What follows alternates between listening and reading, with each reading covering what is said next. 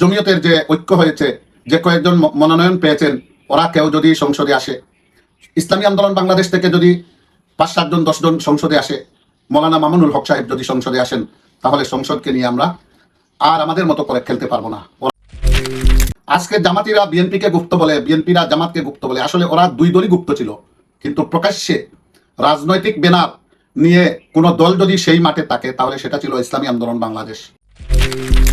আসসালামু আলাইকুম রহমতুল্লাহ। সম্মানিত দর্শক শ্রোতা, এখন চলছে জুলাই মাস, আর এই জুলাই মাস নিয়ে কিছু স্মৃতি রোমন্থন করবো আপনাদের সাথে। আশা করছি পুরো ভিডিওটি আমার সাথে থাকবেন। আর এই চ্যানেলটিতে আপনি নতুন হলে আমার ইউটিউব চ্যানেলটি সাবস্ক্রাইব করে রাখবেন। পুরাতন যারা সাবস্ক্রাইব করে ফেলেছেন, আপনাদের সবাইকে জানাচ্ছি লাখো শুকর। সম্মানিত দর্শক শ্রোতা, আজকে 26 জুলাই মাস, প্রতিটা মুহূর্তে মুহূর্তে আমার কেন জানি স্মরণ হচ্ছে 24-এর সেই উত্তাল জুলাইয়ের স্মৃতি। সেই জুলাই মাসে অনেক রাজনৈতিক দলের নেতা হুঙ্কার দিয়ে বলেছিলেন, এই নরপিচাস, তোরা আমার সন্তানদের বুকে কেন গুলি করলি? এ রাজনৈতিক দলটা যেন কোন দল আর নেতা যেন কে? বন্ধুরা, কি জামাতের নেতা শফিকুর রহমান সাহেব হবেন? পাশ থেকে আমার ছেলে বলছে না, তাহলে কে হতে পারে? বিএনপির সম্ভবত তারেক রহমান, সেটাও না বলে। আমি স্মরণ করতে পারছি না, আপনারা একটু দেখুন তো স্মরণ করতে পারেন কিনা। আরে ওই নরপিচাস, তোরা আমার সন্তানদের বুকে কেন গুলি করলি? সেটা ইসলামী আন্দোলন বাংলাদেশের আমির পীর সাহেব চরমুনাই বলেছিলেন। আর এই একটা হুঙ্কারের সাথে তিনি গোটা দেশের সকল ছাত্রদের অভিভাবকদেরকে বলেছিলেন, হে অভিভাবকেরা, আমরা অভিভাবকরা ঘরে বসে থাকবো আর আমাদের সন্তানেরা রাস্তায় পাখির মতো ওরা গুলি করে মেরে ফেলবে? আর সেটা হতে পারে না। আমরা বেরিয়ে এসেছি, আপনারাও বেরিয়ে আসুন। এই একটা ভাষণের পর জুলাইয়ের পুরো চিত্রটাই পাল্টে গিয়েছিল, এবং মানুষ যাকে যাকে রাস্তায় নেমে এসেছিল দাবি এক দফা। সাহেব চরমুনাই বলেছিলেন, এক দফা এক দাবি, শেখ হাসিনা এখন যাবি। আজকে সেই কথাগুলি বারবার মনে পড়ছে আর আক্ষেপ হচ্ছে। দেশের অভিভাবক কারা হওয়ার কথা ছিল, আজকে কারা? যারা একে অপরকে গুপ্ত বলে, আজকে জামাতিরা বিএনপিকে গুপ্ত বলে, বিএনপিরা জামাতকে গুপ্ত বলে, আসলে ওরা দুই দলই গুপ্ত ছিল, কিন্তু প্রকাশ্যে রাজনৈতিক ব্যানার নিয়ে কোন দল যদি সেই মাঠে থাকে, তাহলে সেটা ছিল ইসলামী আন্দোলন বাংলাদেশ। ইসলামী আন্দোলন বাংলাদেশের আমির, নাইবে আমির, তাদের লাখো কোটি অনুসারী নিয়ে সেদিন মাঠে নেমে গিয়েছিলেন। আমার আফসোস লাগে, আজকে যদি সেই দলটার 10 জন 15 জন 20 জন সদস্য সংসদে থাকতো, তাহলে জুলাইয়ের স্মৃতি নিয়ে, বর্তমানে যে লুকোচুরি হচ্ছে, গণভোটের রায় নিয়ে মানুষকে যে চুকে ধুলো দেওয়া হচ্ছে, সেটা হয়তো সম্ভব হতো না। আজকে বিরাট একটা মেকানিজম করে, ডিপ স্টেটের মেকানিজমের মাধ্যমে এই দলটাকে মাইনাস করে দেওয়া হয়েছে।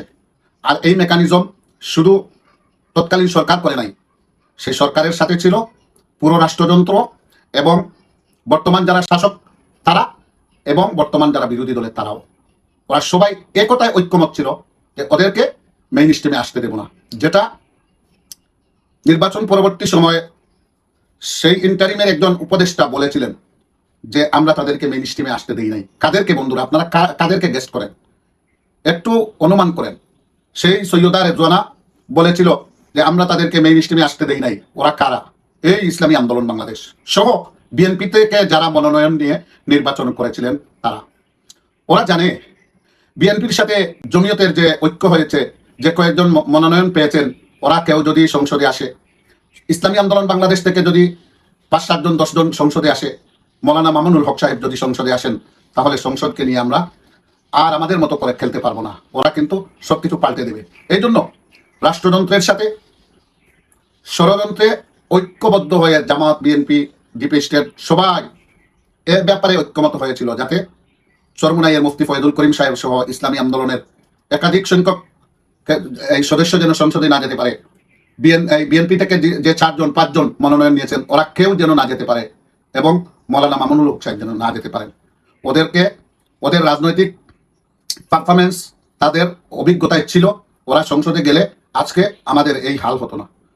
আজকে সংসদে অনেক সময় হাসানোর একটা কৌতুকের কারখানা হয়ে গেছে আমাদের জাতীয় সংসদ। এই সংসদে আজকে ঢং তামাশা করে আমাদের গ্রামের শ্রমের কোটি টাকা সেখানে বের করা হচ্ছে। আমার খুবই আফসোস হয় বন্ধুরা, এ জুলাইকে যারা মানুষের কাঙ্ক্ষিত পর্যায়ে নিয়ে পৌঁছিয়েছে, আজকে তারা অবহেলিত, আজকে তারা সংসদে নেই। এটা আসলে মেনে নেওয়া যায় না, মেনে নিতে পারি না।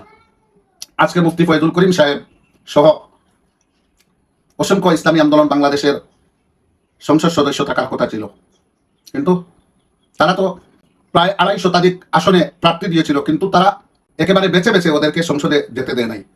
এজন্য বলি, সংসদে কারা থাকার কথা ছিল, আজকে কারা, এটা আসলে আমাকে খুবই পীড়া দেয়, খুবই কষ্ট দেয়। বন্ধুরা, দিন তো শেষ হয়ে যায় নাই, দিন আবার আসবে, কিন্তু আপনারা এই কথাগুলো স্মরণ রাখবেন।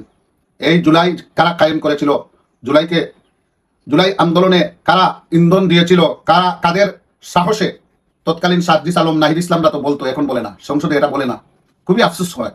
ওরা বলেছিল যে পীর সাহেব চরমোনাই, নায়েবে আমির যখন আমাদেরকে সাহস জুগিয়েছিলেন, তখন আমরা উৎসাহিত হয়েছি, উদ্দীপনা পেয়েছি আমরা সামনে এগিয়ে যাওয়ার জন্য।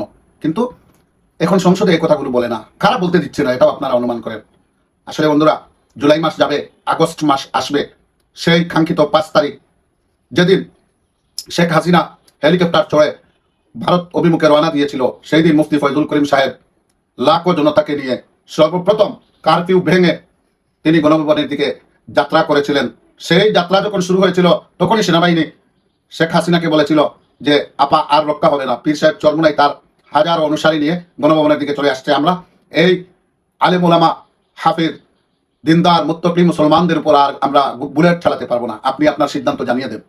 তখনই হাসিনা অপারগ হয়ে সংসদ ছেড়ে, বঙ্গভবন ছেড়ে, এই গণভবন ছেড়ে তারা এই ভেগে গিয়েছিল। আজকে সেই বাস্তবতাগুলো কেউ স্বীকার করে না, এটা আমাকে খুবই কষ্ট দেয়। প্রিয় বন্ধুরা, আমি আলোচনাটা আপনাদের সামনে তুলে ধরলাম, আপনারা বিবেচনায় নেবেন এবং আপনাদের যার যার মন্তব্য কমেন্টে জানিয়ে যাবেন। আমি সেই প্রত্যাশা করে আজকে বিদায় নিচ্ছি। দেখা হবে পরবর্তী অন্য কোনো আলোচনায়। আসসালামু আলাইকুম ওয়া রাহমাতুল্লাহ।